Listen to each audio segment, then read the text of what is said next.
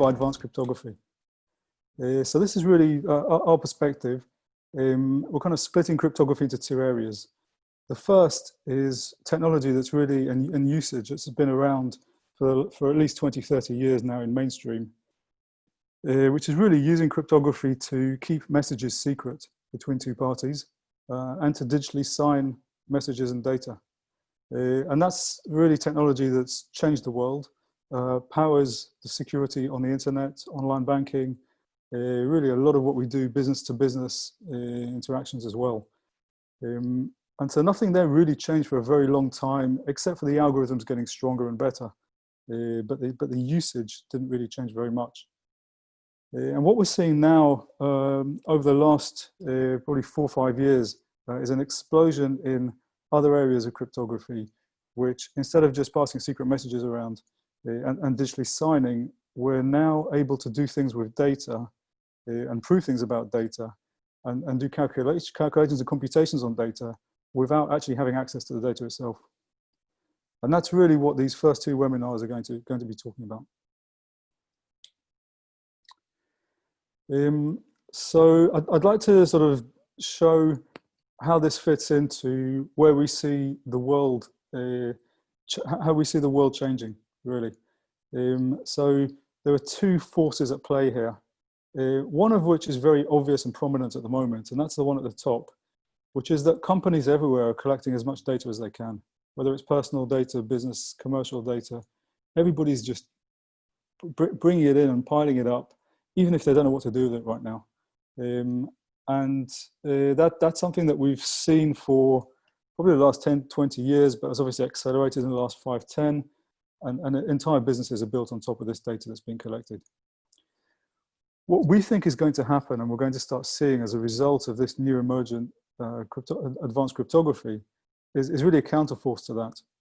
And that is that, that people and companies are going to withhold their data. And that's not necessarily going to stop some of the activity that's being pursued with companies that have that data. They might still be able to do it, but without the data. And that's what this technology is going to start enabling.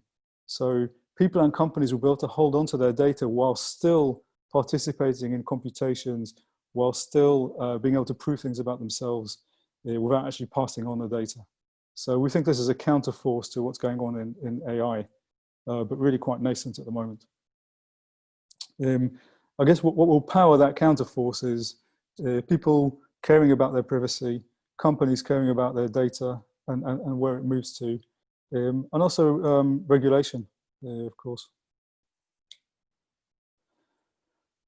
Okay, so before we go deeper into the concepts and the technology, I've got a slide here that really dwells on the tools that are available. And we've seen, certainly with blockchain, we saw a lot of enthusiasm and a lot of people taking the technology and trying to use it for lots of different things. Really what we try to present here is something simple. Only use what you need.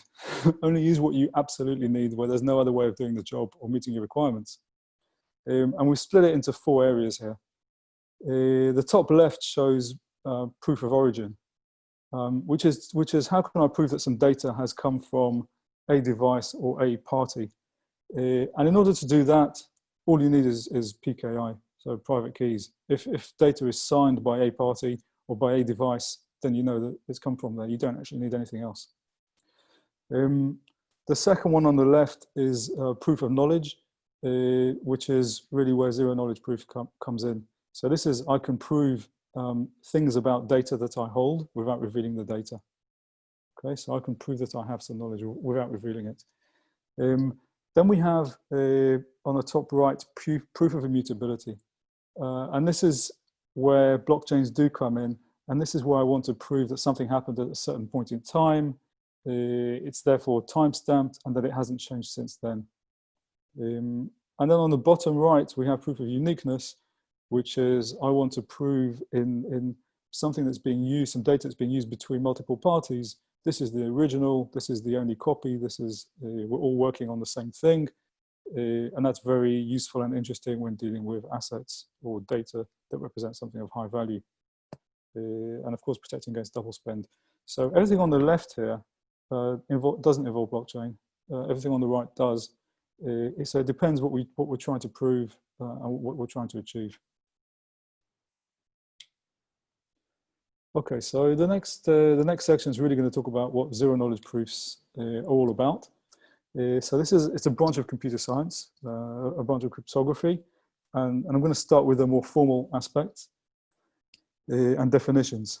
So the first point says it's trivial to prove that we've got some knowledge by just revealing it. Right? Obviously, if I can tell you something, that shows that I know it and that I have that information.